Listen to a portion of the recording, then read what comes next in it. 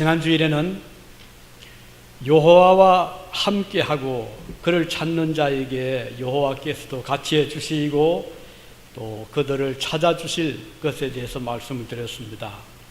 현명한 그리스도인들이라면 하나님과 함께 가는 길을 선택할 것입니다. 성도가 하나님을 찾으면 하나님은 반드시 그를 만나게 해주실 것이라고 약속을 하셨습니다. 15장 2절에 보면 너희가 만일 그를 그 하나님을 찾으면 그가 그 하나님이 너희와 만나실 것이라 이렇게 말씀하셨죠. 하나님을 만나는 자들은 복 있는 자들입니다.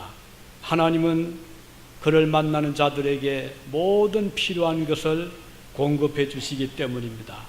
중요한 것은 변함없이 그 하나님과 함께하는 삶인 것이죠.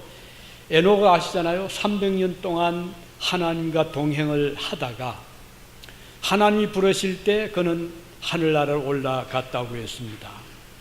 우리가 하나님과 함께하는 것은 어떤 일정한, 예를 들면 1년 아니면 반년 또는 10년에 거치는 것이 아니고 우리의 삶이 다하는 그날까지 평생토록 우리는 하나님과 동행을 하는 자들인 것입니다.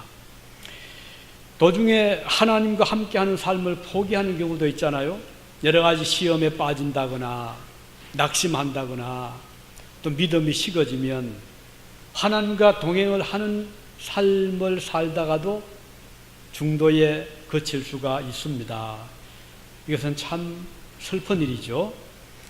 오늘 본문에 보면 너희가 만일 그를 버린다는 말은 그를 떠나면 그 뜻이거든요. 너희가 하나님을 떠나면 하나님도 너희를 버릴 것이라 이런 말씀이 나옵니다. 참으로 두려운 경고이죠. 우리는 어떤 경우에도 하나님을 떠나거나 그를 버려서는 안 되겠습니다. 기쁘고 즐거울 때는 물론 하나님과 동행을 하지만 슬프고 어려울 때도 우리는 하나님과 함께 가기를 원하는 자들입니다. 하나님을 발견하는 것 그 자체도 사실은 굉장히 의미가 크거든요. 우리가 하나님 어떻게 찾겠습니까? 우리 성경에 보면 예수님께서 말씀하신 비유 중에 이 밭에 감추인 보화의 비유가 있습니다. 어떤 농부가 소작인이죠. 남의 땅을 이제 갈아줍니다. 이제 삭슬 받고 그 땅을 이제 부드럽게 해주는 거죠. 그런데 어떤 장소에서 한 장소에서 뭔가 쟁기에 탁 걸리는 소리를 듣고 이 뭔가 이 돌이면 이제 뽑아내야 되고 그래서 약간 파보았더니 놀랍게도 그 속에 누구가 묻었는지 모르지만 항아리 속에 아주 값진 보화, 금덩어리가 안에 있었던 것을 발견을 합니다.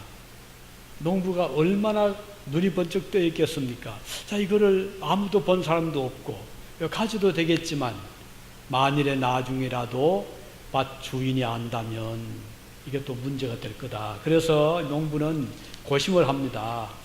그렇다고 밭 주인에게 돌려준다는 것도 또 너무 서운한 일이고 그래서 생각 끝에 이 농부는 밭을 사야 되겠다 이 생각을 한 거예요.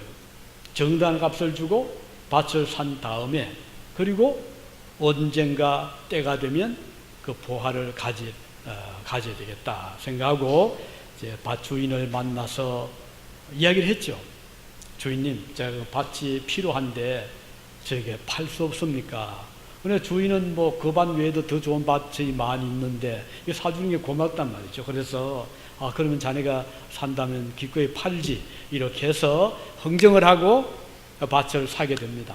근데 이 소작이는 밭을 살 만한 그런 돈이 없습니다. 그래서 집에 있는 물건들, 돈이 될 만한 것들 전부 꺼내가지고 이제 팝니다. 부지런히 팔아서 돈을 모아서 이제 밭을 살 만한 돈을 가지게 됩니다. 또 부정한 좀 꾸기도 하고 이렇게 해서 그 밭을 사서 자기 것으로 삼는데 이걸 모르는 사람들은 아니 저 가난한 농부가 어쩌려고 저 땅을 저렇게 사지? 세간도 팔고 필요한 것도 다 팔고 그래서 조금 뭔가 잘못 생각하고 하나 보다, 어리석은 게 아닌가, 이렇게 이런저런 말들이 이제 들려오잖아요. 하지만 이 농부는 확고합니다. 왜냐하면 알잖아요. 저 땅을 사면 엄청난 보화가 있고 언제가 나의 것이 된다. 누가 뭐라고 하든 비난을 하든 조롱을 하든 반대를 하든 이 농부는 개의치 아니하고 그 땅을 자기 것으로 만드는 이 비유를 주님이 말씀하시면서 이 보화는 뭐냐? 바로 구원의 복음이다.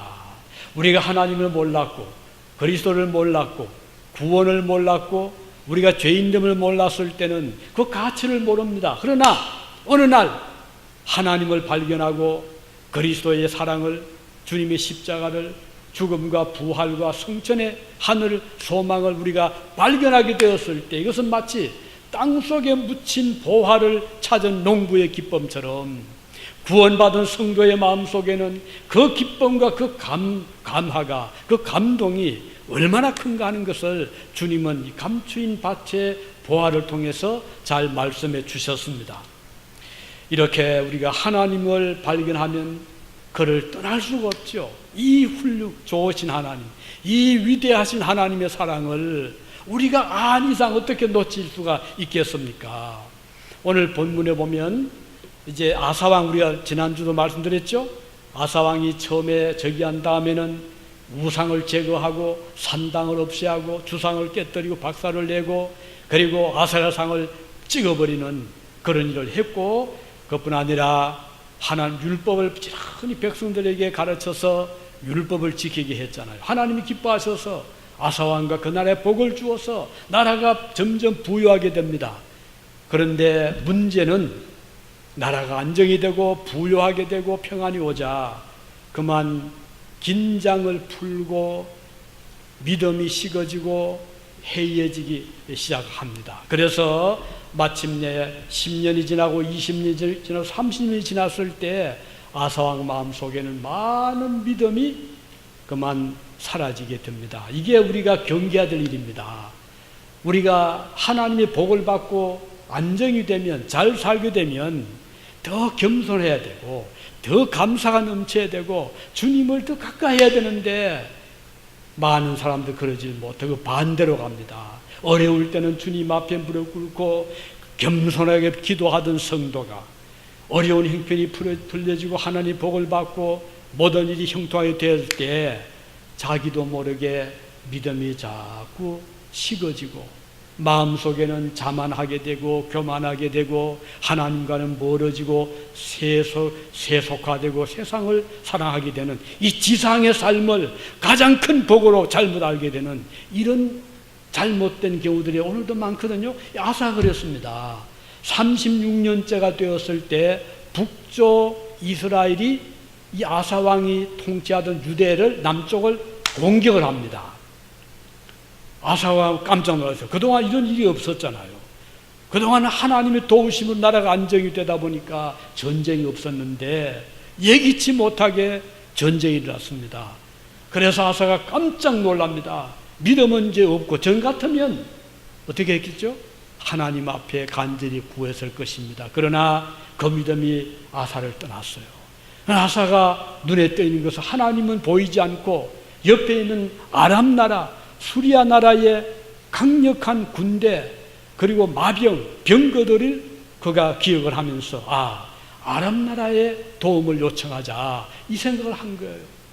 전에 같았으면 믿음이 있었을 때는 하나님을 찾고 하나님 도움을 구했을 텐데 믿음이 식어지니까 하나님은 보이지 않고 눈에 보이는 것은 이웃나라 병거, 이웃나라의 군사력이 눈에 들어온 거예요.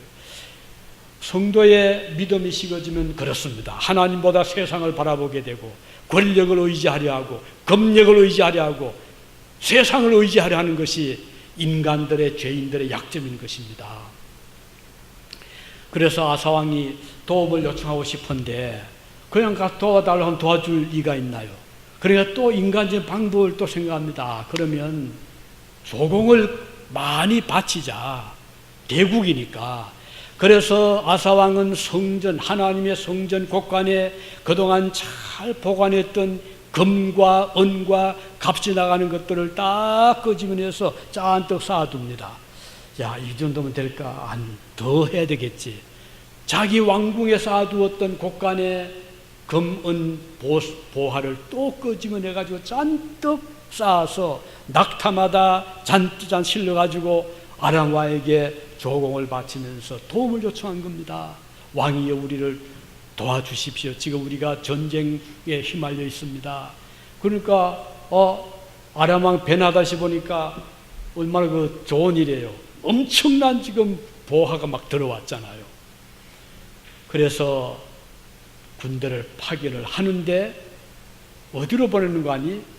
이 유대로 보내지 않고요, 이스라엘을 공격을 하게 했습니다. 그러니까 이스라엘이 유대를 공격했다가 자기 나라를 쳐들어온 저기 급하니까 일단 그쪽을 이제 철수하게 되어서 위기는 모면을 했지만 문제는 그 다음입니다. 선지자, 본문은 선지자입니다. 프라핏. 선지자 하나니가 하나님의 명을 받고 아사를 찾아왔습니다. 그리고는 아사에게 책망을 합니다. 왕이 하나님을 찾지 아니하고 아람 왕을 왜 찾았습니까? 지난번에 왕은 하나님을 찾지 않았습니까? 그때 왕의 군사가 강해서가 아니라 하나님이 도와주셨기 때문에 왕이 나라를 안정시키고 이와 같이 평화를 누리는데 왜 지금은 왕이 하나님 대신에 아람 왕의 도움을 구했습니까? 라고 책망을 하게 된 것입니다. 자, 우린 여기에서 하나님의 책망, 오늘 우리에게 주시는 하나님 메시지가 무엇입니까? 우리가 아무리 급해도 아무리 힘들어도 하나님을 멀리해서는 안 된다는 것입니다. 세상 의지하면 도움이 될 것 같지요. 친구 의지하면 나에게 위로가 될 것 같지요. 많은 재산이 있으면 도움이 될 것 같지요. 그러나 하나님께서는 아니라고 하십니다. 우리가 어려울 때는 주님을 찾아야죠.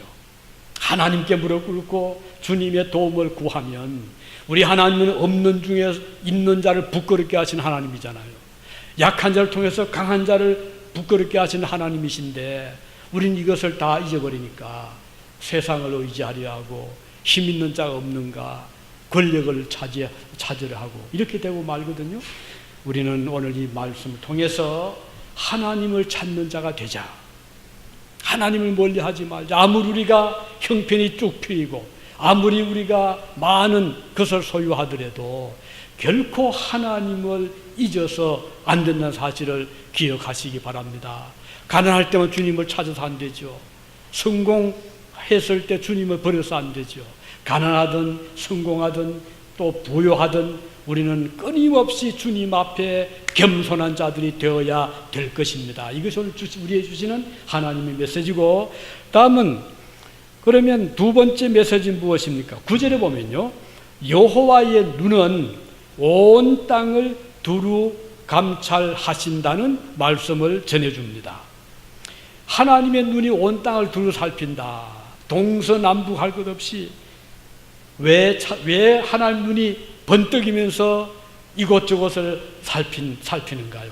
오늘 성경 말씀하기를 그들 중에, 이 지상의 어떤 사람들 중에 하나님을 찾는 자가 있나 보시기 위해서 하나님의 눈은 온 세상을 두루 감찰하신다는 말씀을 하셨습니다. 이건 무슨 말인가 하니, 우리가 골방에 들어가서 하나님을 찾고 기도를 하더라도 숲속에 숨어서, 동굴 속에 숨어서, 아니면 바다 끝에 가서라도 우리가 하나님을 찾고 기도하면 하나님은 그곳을 샅샅이 살펴보시면서 자기를 찾는 자를 하나님도 찾고 계신다는 그 뜻인 것입니다. 이게 영문을 보면요, 9절을 여기 여호와의 눈은 온 땅을 두루 감찰하사, 이 말씀을 영어로 보면 이렇게 되어 있습니다. For the eyes of the Lord range throughout the earth. range란 말은 무슨 말인가 하니, 마치 망원경으로 어떤 곳을 집중해서 클로즈 해가지고 보듯이 그렇게 자세하게 본다는 뜻이 range란 단어의 뜻입니다. 그렇다면 하나님께서 온 땅을 두루살피는데 대충 보고 넘어가르치는 것이 아니고 그 망원경 가지고 지역에서 땡기면서 그 줌을 땡겨서 자세하게 보듯이 우리 하나님의 눈길은 이 지상의 모든 백성들이 나를 찾고 있는 자가 누군가, 나에게 기도하는 자가 누군가를 하나님은 지금도 찾고 계신다는 것입니다. 그럼 우리가 기도할 때 얼마나 힘이 납니까? 내가 마음속으로 기도할 때도 주님은 망원경을 들여놓고 보듯이 우리의 기도에 귀를 기울이신 하나님, 또 레인전 그뿐 아니라 현미경을 놓고 맨눈으로 볼 수 없는 균을, 박테리아를 찾아내듯이 하나님은 그렇게도 자세하게 정확하게 그의 백성들의 기도하는 기도 소리, 간구하는 소리에 귀를 기울이신다는 것입니다. 그렇기 때문에 우리가 그 하나님을 생각하면 얼마나 기도에 힘이 납니까? 낙심할 게 아무것도 없잖아요. 우리 성경에 보면 그런 경우들이 많이 있습니다. 예를 들면 우리가 요나를 생각해 봅시다. 요나는 좀 네거티브, 부정적으로 하나님을 피했습니다. 하나님께서 요나에게 요나야, 저 니느웨 가서 복음을 전해라 할 때 요나는 게 싫었어요. 왜냐하면 니느웨 우리를 괴롭힌 나라고 저 아랍 나라 수도인데 우리가 얼마나 그 니느웨 성민들 때문에 고생을 했습니까? 저거 싫어요 하고 요나가 도망을 갔는데 다시서로 가는 배를 탔습니다. 그리고는 배 제일 밑창으로 내려가서 아무도 보지 않는 곳에 들어가서 잠을 잡는 것이죠. 하나님이 못 찾습니까? 우리가 생각할 때는 그 많은 사람들, 그 넓은 지구 땅에 조그마한 한 사람 요나가 숨어가지고 배 밑창에 들어가 있는데 어떻게 찾을까 생각할 수 있겠지만 하나님은 그 찬에 아무것도 아니에요. 그냥 딱 찾아내셔가지고 어떻게 했죠? 요나가 탄 배가 지중해를 떠나자 얼마 안 돼서 풍랑을 일으킵니다. 누구 때문에? 요나 때문에. 그래서 배에 탄 사람들이 자 이거 풍랑이 왔다, 유라굴로 같은 풍랑이 왔다, 우리가 배에 있는 무거운 것들을 다 밖에 버리자, 바다로 버리자 해서 선장의 명을 따라서 실었던 모든 값진 상품들을 다 바다로 이제 던져버려도 이 바람이 자야지요. 다 버려도 안 됩니다. 배가 막 전복 직전이에요. 여러분 이번에 헝가리 다뉴브 강에서 사고 들어보셨죠? 관광객 우리 한국 단체 관광을 갔는데 참 슬픈 소식입니다. 그들 중에는 정말 생전 처음 해외여행 떠난 분도 보니까 있더라고요. 어떤 가정은 손녀, 그 부모, 그 할아버지 3대가 또 탄 가정도 있었고, 또 어떤 그 그룹은 고등학교 동창생 세 부부가 얼마나 그동안 가까이 지냈겠어요. 세 부부도 6이죠. 탔는데 변을 당했어요. 27명이 목숨을 잃었습니다. 참 끔찍한 사고였죠. 자, 이렇게 물이 강이든 바다든 좋을 땐 좋은데 이게 한번 성이 나면 이거 걷잡을 수 없는 거예요. 요나가 배 밑속에 들어가서 숨어 있었는데 하나님께서 요나를 찾으셨잖아요. 보니까 저 하나님 말씀을 거역하고 도망을 가는데 배 속에 숨어 있잖아요. 그래서 풍랑이 일으켰죠. 요나가 배 속에서 결국은 발각이 되잖아요. 선장이 그를 깨웠죠. 이 사람아, 지금 우리가 생사에 기르어 있는데 너는 왜 잠을 자고 있느냐? 너도 너의 하나님 기도해라. 요나가 그 말을 듣는 순간 덜컥해서 하나님이 노하셨구나. 그래서 요나는 거기서 두 손을 들잖아요. 나를 던져 바다에 던지시오. 요나가 고백하지 않을 수 없었습니다. 이걸 보면 우리가 어느 곳에 피하고 숨어도 하나님은 우리를 찾아내십니다. 좋은 일이든 좋지 않은 일이든 하나님 우리를 버리지 않는 것이죠. 그래서 오늘 여기 보면 우리 하나님은 온 세상을 살피고 계신다. 그래서 하나님을 피할 생각하지 마시기 바랍니다. 하나님 안 보면 되지 뭐. 이렇게 생각하는 것은 가장 어리석은 생각입니다. 마지막 오늘 본문이 주시는 메시지는 무언가요? 왜 그러면 하나님이 온 세상을 두루 살피시면서 찾으시는가? 그 이유를 말씀하기를 하나님을 찾는 자에게 능력을 베풀어 주시기 위함이라고 했습니다. 얼마나 귀한 말씀인가요? 지금 아사에게 필요한 것은 적군을 물리쳐야 되는 일입니다. 만일 아사가 이때 아람 왕 베나닷을 찾지 아니하고 여호와 하나님을 찾았다면 하나님은 얼마나 기쁘게 아사를 도왔겠습니까? 그 능력으로 적군을 당장 물리쳐 주었을 것입니다. 그리고 다시 일어나지 못하게 하셨을 것입니다. 그러나 아사는 믿음을 이미 잃었잖아요. 하나님 멀리 떠났죠. 세속화됐죠. 하나님 찾을 수가 없는 거예요. 그래서 우리가 평소에 믿음 생활을 잘해야 됩니다. 어떤 사람은 평소에는 자기 마음대로 살다가 하나님 없이 마음대로 지나다가 급한 일 당하면 하나님 찾는 자들이 있는데 이건 참 불행한 것이에요. 물론 그것도 찾지 않은 것보다 낫지만 하나님 기뻐하시는 것은 평소에 주님과 동행하는 삶입니다. 우리가 매 주일마다 주님 앞에 정성들을 예배드리는 게 참 중요한 것입니다. 우리가 주님 앞에 매일같이 새벽마다 저녁마다 기도드리는 삶이 중요한 것입니다. 예배 중심의 삶, 주님 앞에 헌신의 삶, 그래서 이게 평소에 중요한 것이에요.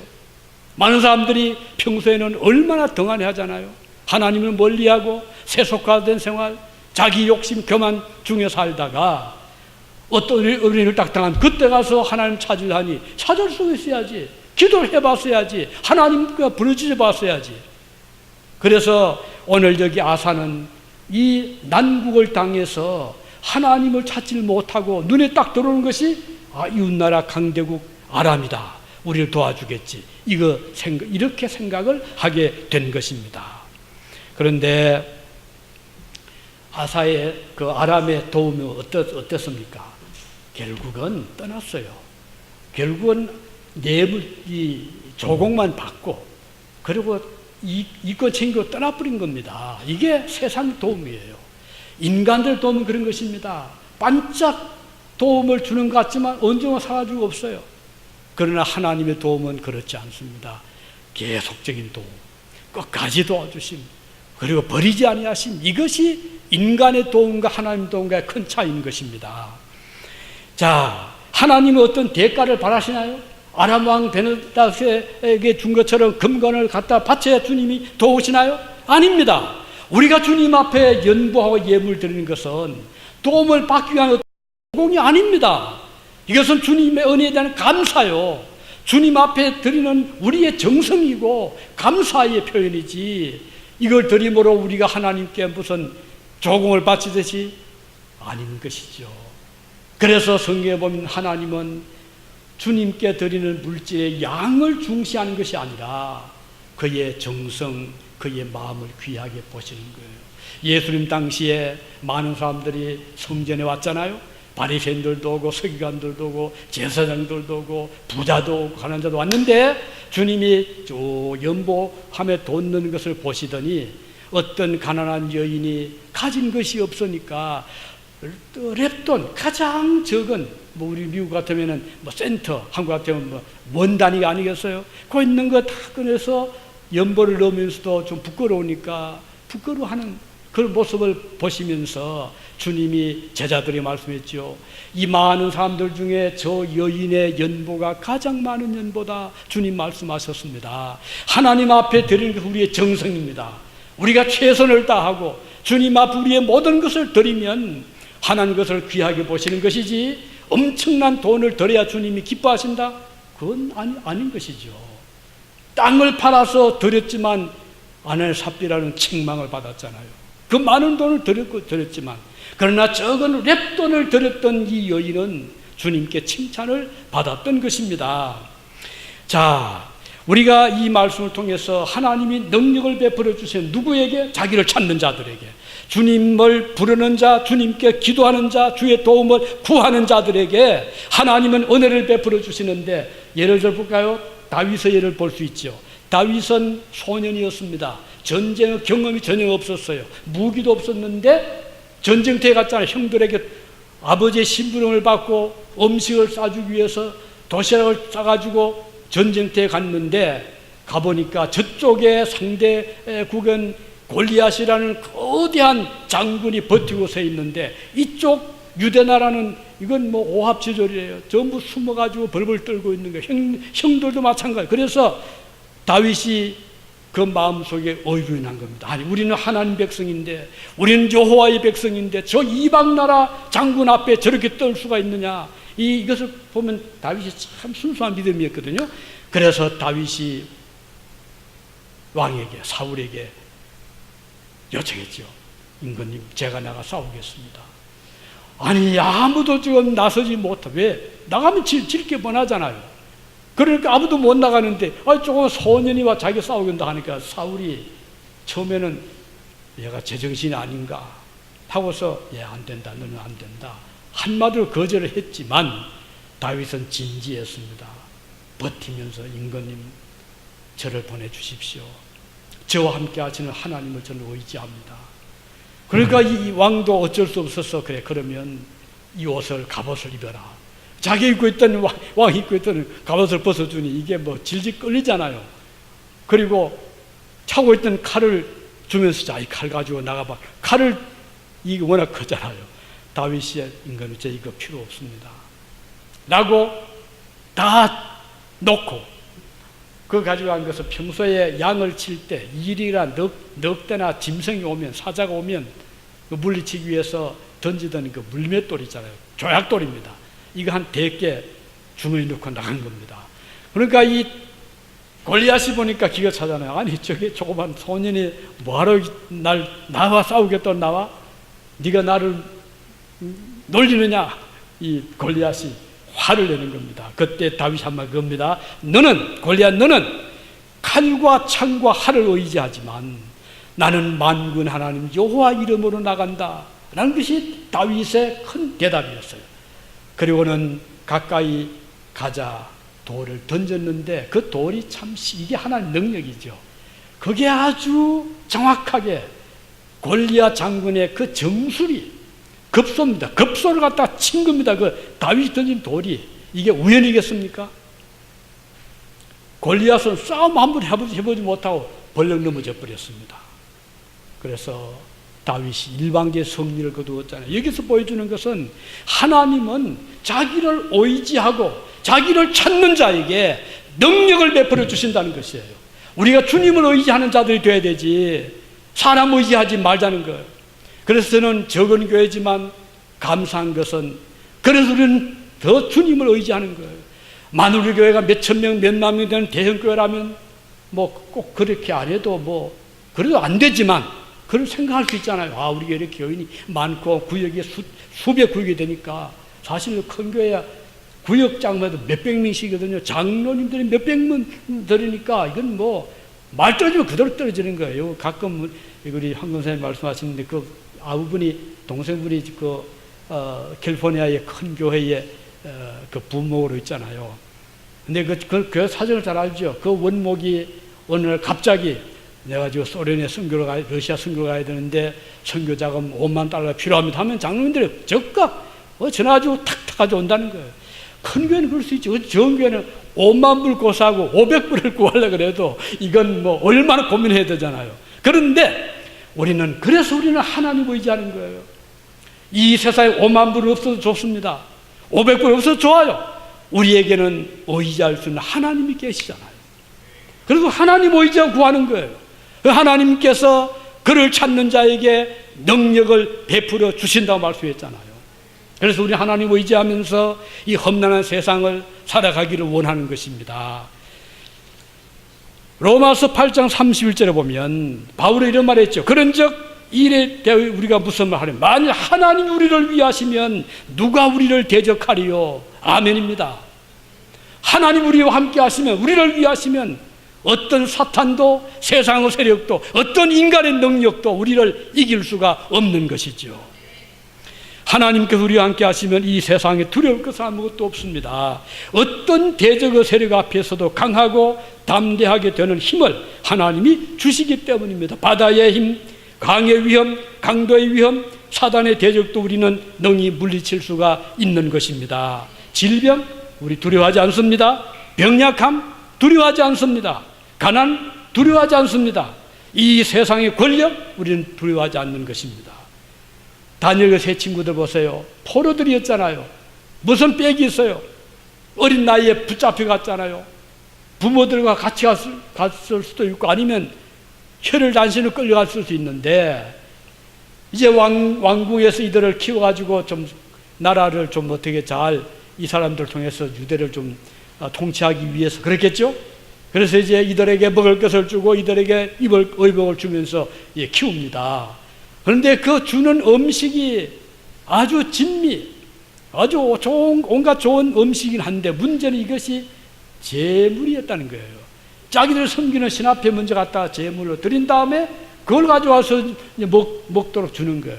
이걸 안 다니엘 세 친구들은 우리는 제물을 먹을 수 없다라고 방침을 굳히고 거절을 하잖아요. 이게 쉽겠습니까?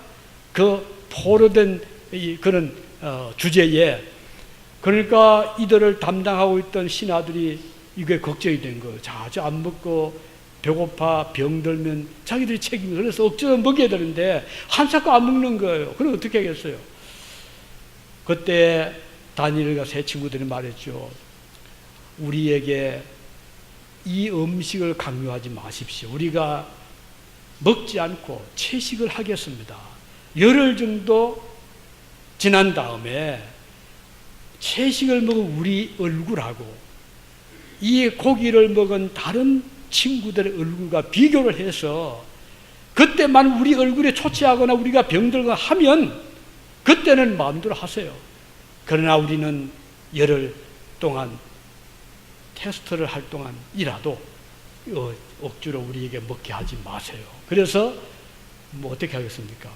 열흘 동안 다니엘 세 친구들은 채식만, 이건 제물로 바친 게 아니잖아요. 채식만 먹었습니다. 그런데 다른 동료들은 매일같이 좋은 음식으로 고기로 기름진 것으로 먹었습니다. 열흘 지난 다음에 이제 신하가 이렇게 비교해 보니까 조금 더 손색했고 오히려 더 얼굴에 윤태가 더 빛나거든. 그러니까 더 강요할 수 없죠. 자, 여기서 다니엘과 친구들 이길 수 있었던 비결은 무엇인가요? 하나님을 의지했다는 겁니다. 하나님 의지하면 주님은 절대로 우리를 버리지 않습니다. 우리는 주님을 약해서 버릴 수 있을지 모르지만 우리 하나님은 그의 백성을 잊어버리지도 않고 차라리 젖먹이를 가진 어머니가 아이를 잊을 수는 있을지 모르지만 나는 너희를 결코 잊지 않겠다고 약속을 하셨습니다.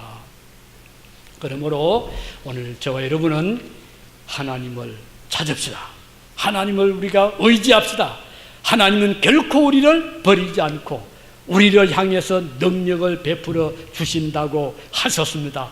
세상을 이기는 능력, 어려움을 극복하는 능력, 사탄을 대적하는 힘을 주실 것이라고 말씀하셨기 때문에 사실 우리가 이런 믿음을 가지고 지금까지 살아온 거예요. 저도 그렇고 여러분도 그랬을 것입니다.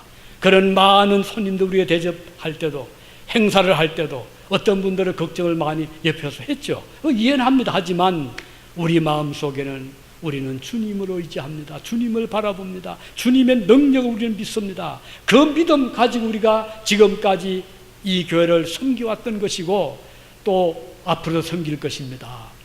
이제 다음 주 이번 주죠? 이번 주 수요일 우리가 마지막 이번 학기